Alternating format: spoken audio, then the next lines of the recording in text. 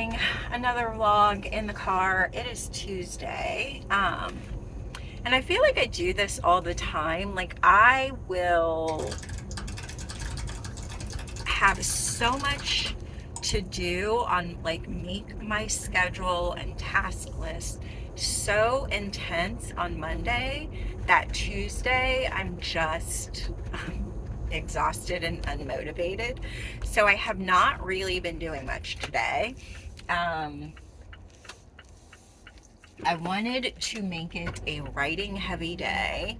Um, so I had planned on filming like a 5K writing vlog for my AuthorTube channel, and I haven't written anything today. I made some notes and kind of reread some of the pages, the last pages that I'd written, but I haven't really made any progress.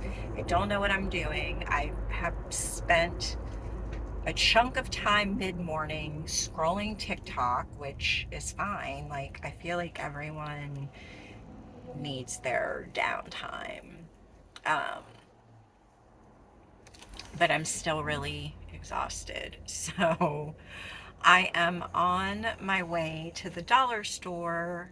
I don't understand, like, why traffic is like this.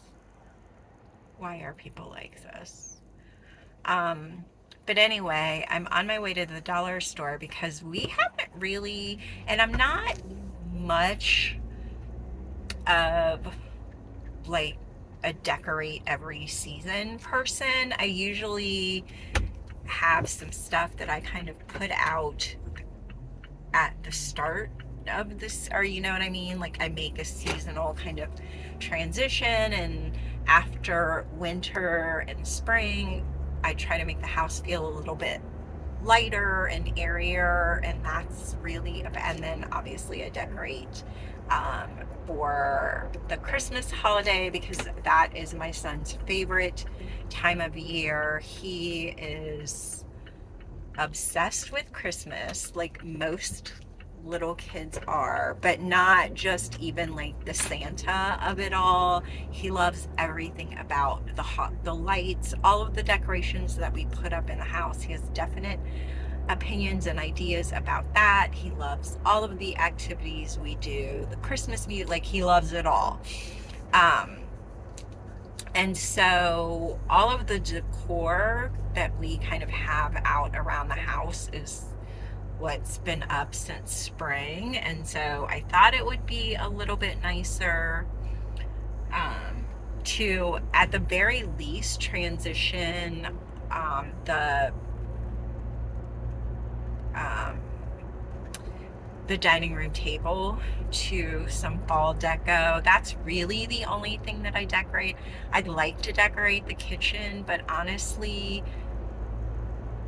we use our kitchen a lot. It tends to be I mean, obviously, like, beyond cooking and eating there, it is sort of the catch-all. Like, Rowan does his homework at the kitchen table. It's just like the dumping ground for a lot of stuff, which it always intrigues me when I watch like vlogs and TikToks and whatever of like all of these mom influencers who have these perfectly put together homes all of the time with all of their like seasonal holiday decor up. I don't know, like, I can't really bring myself to care too much about it. And maybe it's because I've been a mom for a really long time. Um, and it's just, I mean, if it's something that you like to do for yourself, that's fantastic. But I feel like I have to remind moms who really like break their neck trying to like create all of these little like vignettes around their homes and all of these things that they do for the sake of creating memories for their children. Like, you don't really have any agency over what someone else considers a memory.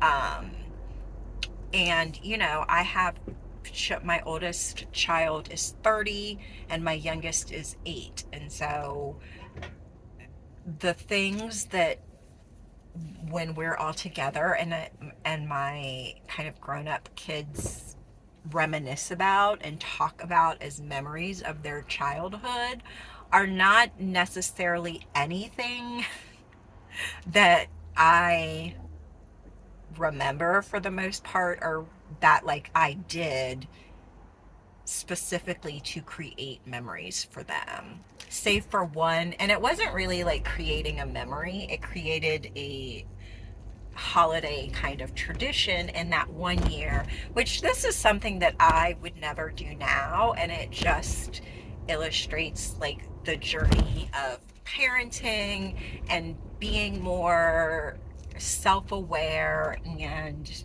just wanting to approach parenting from a completely different perspective.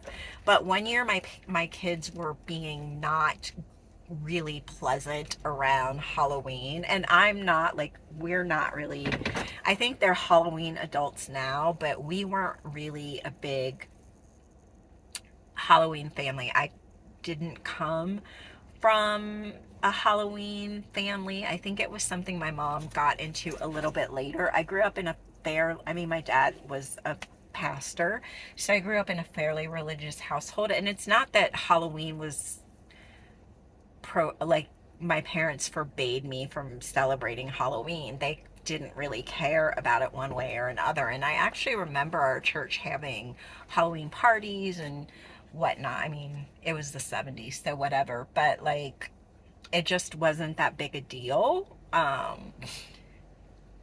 So yeah, but my kids were not being that great one year for Halloween, and I can't remember how old they were. Maybe like the girls were probably, because my girls are kind of stair steps, so they were probably like 9, 10, and 11. And I'm assuming my son Zach was probably 6 or 7 maybe.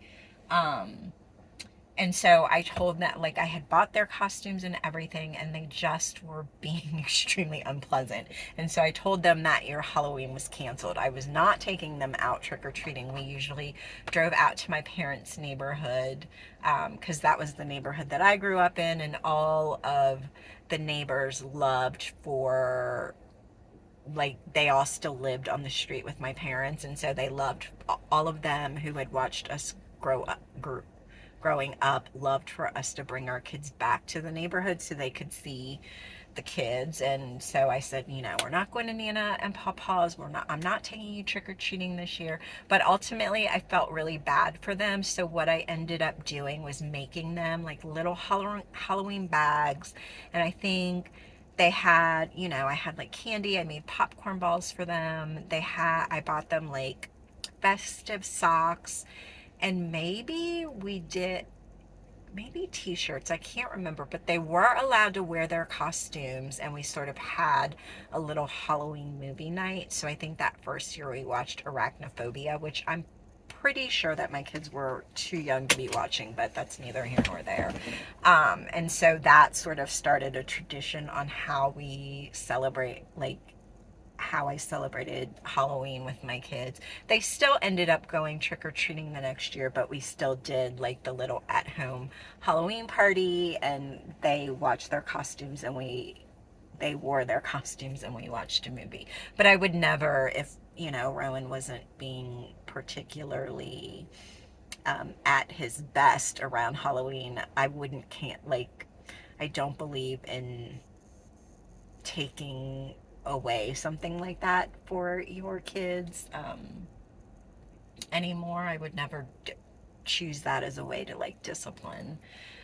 So anyway, that's my little spiel about that. I am at the Dollar Tree, so I am going to run in. I also need some index cards and see if they have any like festive fall things, what I can find to kind of decorate the table with. Okay, here is a quick little Dollar Tree haul. So I did find some cute stuff. I got this little sign, so I think I'm going to try to add it to the wreath that I'm making for the front door. And then they had these little glass skulls, so I got 2 of like the hollow black ones and then one white one. They also had this cute little like palm hand. I got some little ceramic pumpkins. So that one says Eek. And then I got 2 of these with the skeleton handprints on it. I got Rowan a trick-or-treat bucket.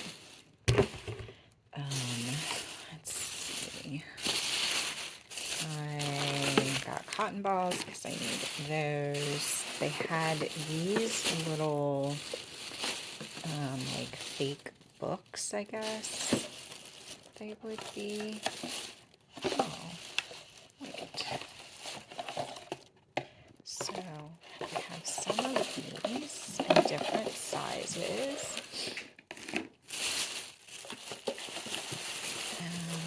Let's see. And then here's the other one that I got.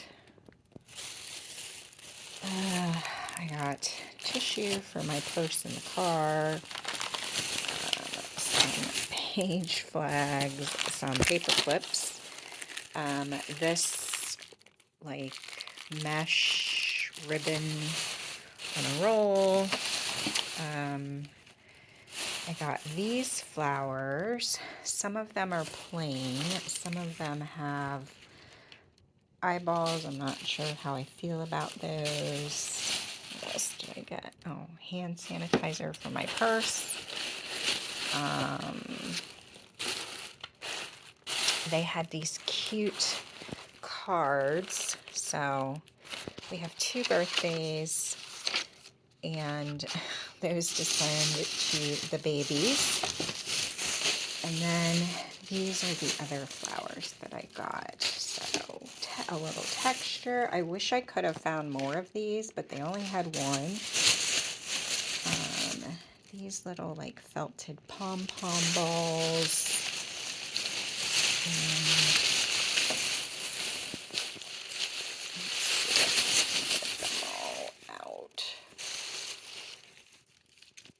And then like these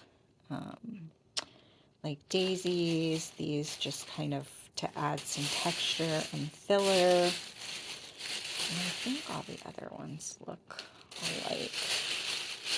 Yeah.